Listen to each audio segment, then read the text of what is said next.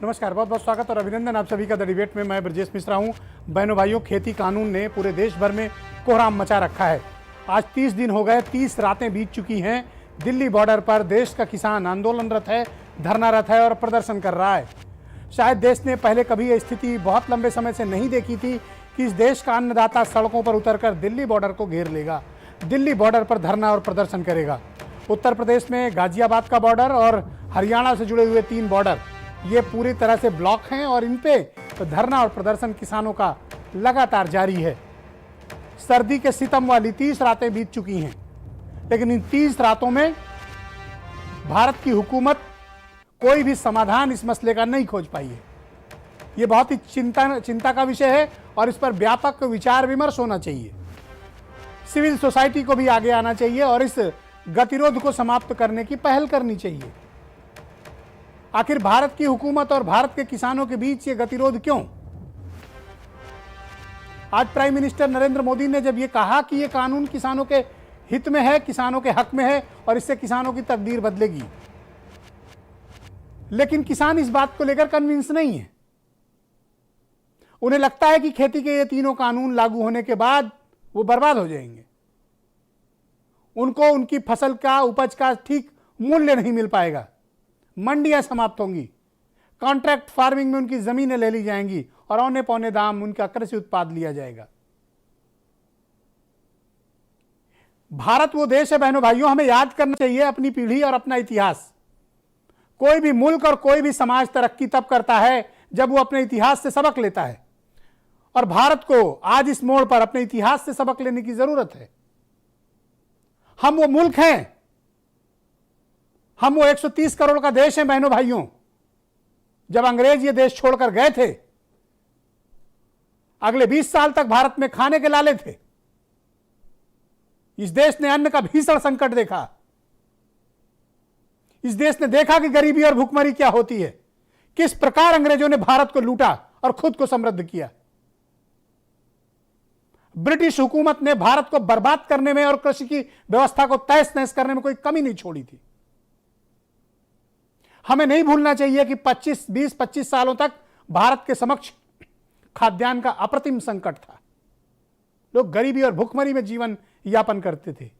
गेहूं तो केवल बड़े लोगों को नसीब होता था, या मेहमानों के आने पर गेहूं की रोटियां बनती थी या पूड़ियां बनती थी। मोटा अनाज खाते थे लोग, जौ, बाजरा,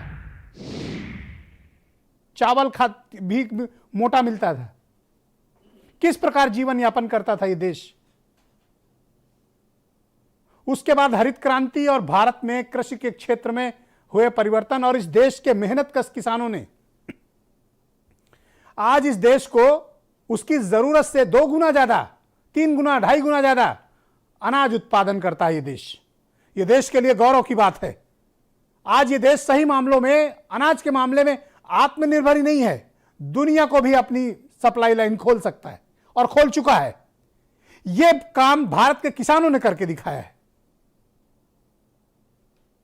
जिस देश में भुखमरी रही हो, खाद्यान्न का संकट रहा हो, हमें अमेरिका में जाकर गिड़गिड़ाना पड़ा रहा हो, अमेरिका के सामने हाथ पसारने जिस भारत को पड़ते रहे हो मोटा अनाज पाने के लिए, वो भी अमेरिका अपनी शर्तों पर हमें अपनी सप्लाई देता था।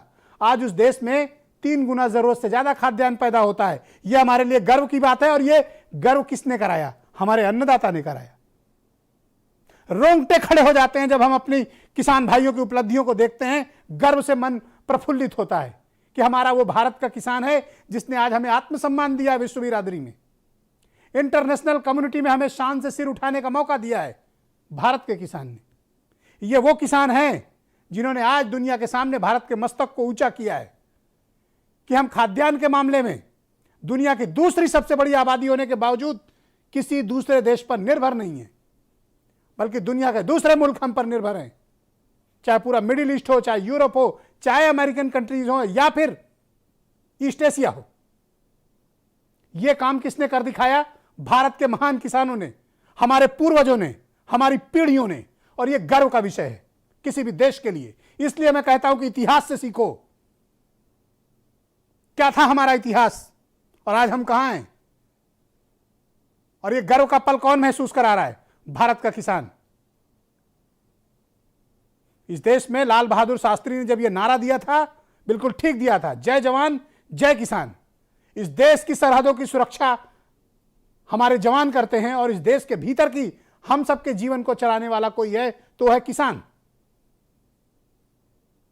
मामूली उपलब्धि नहीं है। आप इंटरनेशनल कम्युनिटी के बीच देखेंगे तो दुनिया की सबसे बड़ी दूसरी आबादी, और खाद्यान्न के मामले में हमारी आत्मनिर्भरता, और हम दूसरी जगहों पर सप्लाई लाइन भी खोल सकते हैं। यह भारत की क्षमता है, यह भारत के किसान का गर्व है, यह भारत के किसान की ताकत है। यह भारत का किसान किस तरह से जमीन खोदकर हमारे और आपके लिए अन्न उपजाता है। क्या इससे भी गौरवशाली पल किसी देश के लिए हो सकता है? बहनों भाइयों, नहीं हो सकता। मैं ये मानता हूं कि भारत का किसान भारत रत्न से भी बड़ा है। भारत का किसान असीम ऊर्जा से भरा हुआ है। भारत का किसान हमें, आपको और हमारी पीढ़ियों को चलाता है बिना किसी एक्सपेक्टेशन। वो क्या चाहता है? अपनी फसल का उचित मूल्य, बस, और कुछ नहीं चाहता। हम क्या करते हैं उनके लिए? ना तो उनको समय से खाद उपलब्ध है, ना हम उनको बेहतर सिंचाई की व्यवस्था दे पाए हैं, ना हम उनको सस्ते दाम पर डीजल दे पाए हैं, ना हम उन्हें दूसरी सब्सिडी दे पाते हैं, और अगर वो फसल उपजाते हैं तो हम उन्हें मूल्य भी नहीं दे पा रहे हैं। किस बाजार में कौन बेचने जाएगा? कौन सी बाजार तैयार है इस वक्त जहां पर किसान जाकर अपना उत्पाद बेच सकता है? मैं पूछना चाहता हूं। 700 और 800 रुपए पर क्विंटल पर अपना धान बेचने को उत्तर प्रदेश का किसान मजबूर है आज, और ऐसे लाखों प्रमाण आपको मिलेंगे। कौन सी मार्केट क्रिएट हो गई? कौन सा जिला अधिकारी जेल गया? कौन से विपणन अधिकारी, खाद्यान्न विभाग के लोग जेल गए कि तुमने 700 का धान कैसे बिकने दिया? सैकड़ों वीडियो सतह पर आए, क्या कार्रवाई हुई? वो खुशकिस्मत किसान है जिनको एमएसपी मिलता है। और क्या कहती है स्वामीनाथन आयोग की रिपोर्ट? वो कहती है कि किसान की फसल की लागत plus 50%, that is MSP, that should be MSP. वही एमएसपी होनी चाहिए। किसान की लागत में क्या आता है? बीज, सिंचाई, खाद, किसान की अपनी दिहाड़ी, अपना ट्रांसपोर्टेशन और अपनी मेहनत, और उसकी प्रोसेसिंग सेंटर तक पहुंचने पे। यह होती है फसल की लागत, जिसको हम C2 कहते हैं। और इसमें 50% जब आप ऐड करेंगे, वो तब एमएसपी बनती है। क्या हम ऐसा कर पा रहे हैं? डीजल किस कीमत पर है, खाद किस कीमत पर है? तो जिस अन्नदाता ने पूरी दुनिया में भारत का गौरव का सिर गौरव से परिपूर्ण किया हो, हमारा मस्तक ऊंचा किया हो, हमें स्वाभिमानी बनाया हो, हमें आत्मनिर्भर बनाया हो, आज अगर वो दिल्ली की सड़कों पर बैठा हुआ है तो ये हमारा फर्ज बनता है कि हम उसकी बात सुने। क्या वाकई विपक्ष ने इन्हें गुमराह किया है, या इनकी मांगे जायज हैं? आज प्राइम मिनिस्टर की स्पीच के बाद अब यह स्पष्ट हो चुका है कि थोड़े मोड़े संशोधन तो हो सकते हैं, कानून रद्द नहीं होगा।